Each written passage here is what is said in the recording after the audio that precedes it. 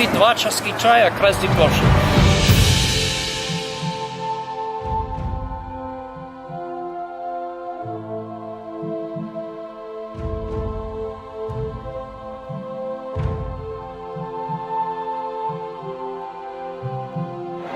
Well, Shane, of course, the interest in flying was always there. I had Shane flying with me on instruments before he could even see out the window.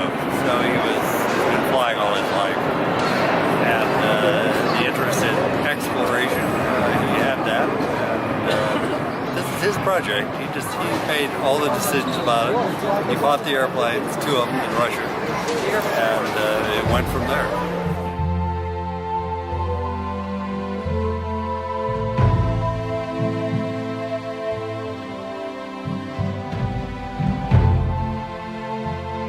The best part about the Russian start was that we had to carry $15,000 of cash in, and I had cowboy boots. We had to come through customs with $15,000 of cash in our boots, because that was Shane's idea of how to get the money into the country. So we got there, and Yevgeny was at the airport waiting for us. We never met Yevgeny. He didn't speak English. We didn't speak much Russian.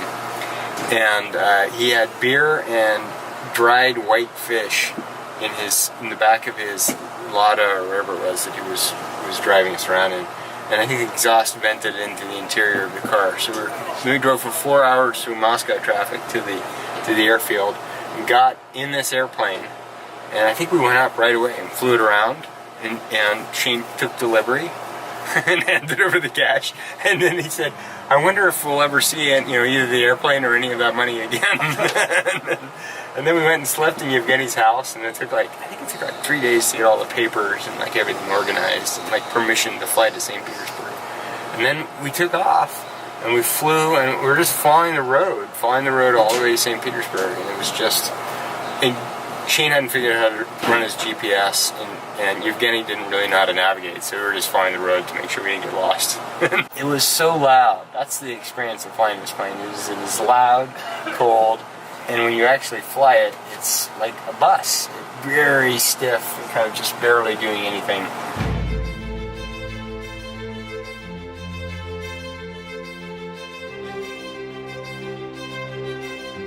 I was the last member of the expedition. The friendship flight across Siberia. The concept was we were going to fly all the way across Russia and then fly the planes into Alaska. And I was called by a friend about 2 weeks before, so I really had no idea what I was getting into. And I arrive at the airfield and I see this biplane. I had no idea it was going to be a tiny little aircraft. So I was like, wow. I said, does this take us to the big plane? Does this take us to the planes that we're going across? And they're like, no, this is it. And I'm like, okay. And we jump on. I'd barely been in Russia for 6 days. We jump on, and plane takes off. All our stuff is on, and I go up front, and there's a guy with a slide rule. So after you got over that initial fear, what was maybe 1 or 2 of the highlights when you went all the way across Siberia? Well, the highlights, this sounds, but the highlights were meeting the people. We were in Moscow, and the people were the archetypal, cynical Russians who, nothing impressed them. They were cranky. They dealt with us, but they just weren't that friendly.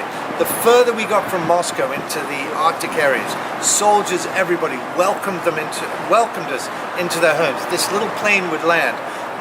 My understanding is they were the first private planes to fly across Arctic Russia. The town bands would come out to the airport, and we would all drink vodka at breakfast, and really meeting the people was the most fantastic thing. I guess the fact that the aircraft made it across the country was pretty fantastic too, but it was the people. Just a couple of the images that you have, I've seen quite a few of them, but some of those, which ones stick in your mind? Which one really captured the journey that you took along the way? Well, on the first day, we were trying to get into Archangel, and we went through pea soup fog. And there's a picture of this from plane to plane, and you can barely see this aircraft through the fog.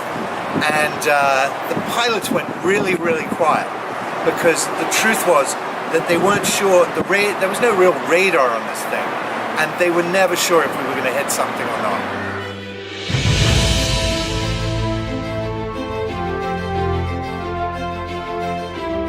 I think I met the planes in New York first, which was a long ways away, and Shane had these little grainy pictures of them.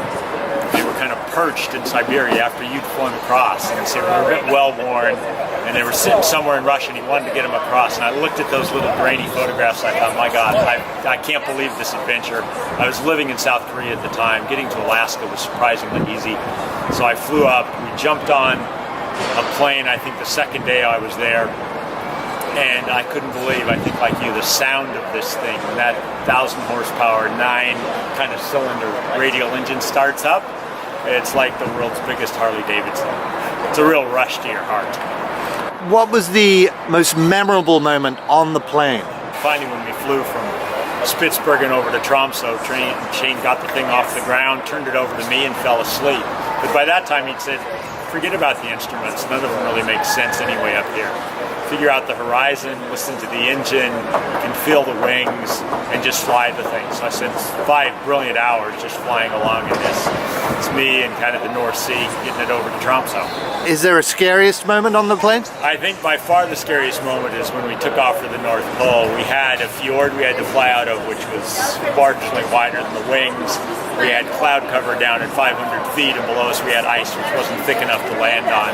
And we had to fly straight out, trusting that the planes would not at any point backfire or sink a bit, that we would get out there, that the clouds wouldn't come down, that the wind wouldn't come against us, and then we'd be free to fly to the North Pole.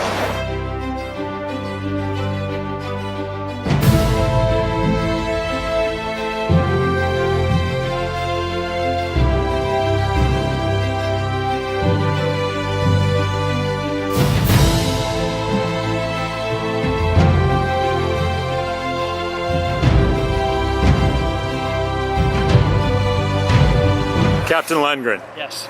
of all the moments you spent in the Antonov, is there one that particularly stands out and you remember the most? Many moments in the Antonov. Probably landing at the North Pole was a highlight, definitely. Actually getting there, landing, bright sun, getting out of the airplane in minus 30-degree weather. So talk to us a little bit more about that landing, because I was on the ground shooting pictures and you came in just a touch long, I think. We came in, the other airplane had already landed, so it tested the ice for us. So we thought the ice would be safe. But we came in and I was trying to make a very smooth landing. So I came in and I landed and I touched down, and the powder was coming up from the wheels, gently floating along. And then I realized, hey, we better stop. We're still going fast down the ice, and there's a big wall of ice, a big pressure ridge in front of us. So I started easing onto the brakes, pulling back on the tail, and the airplane is not decelerating, it's sliding down the ice. And the wall of ice is getting closer and closer. As we started coming up to it, it looked like we were going to hit it. I gave it full right rudder, and the tail of the airplane swung around. The memory that jumps out at me most distinctly was trying to cross the Rockies, and we were hoping to land in Jackson Hole. Dagley and Shane were flying up this valley, sun was going down, we were getting to max altitude, and the pass was a little bit above what we could reach. And as we get close to the pass, the trees are getting higher and higher, and Shane says, let's go, and Dagley says no. And so they're arguing about what to do, and then decide to bank off, go back down the valley, and we decided to make one more effort. If we can't get through this pass, we have to go all the way up into Montana. As we get closer, the two pilots, both amazing pilots, disagree again. We bank over towards the trees, and we just coast along the edge of the forest, and then bank right into the next valley. The sun's going out in the Jackson Hole. We're able to zoom in, land.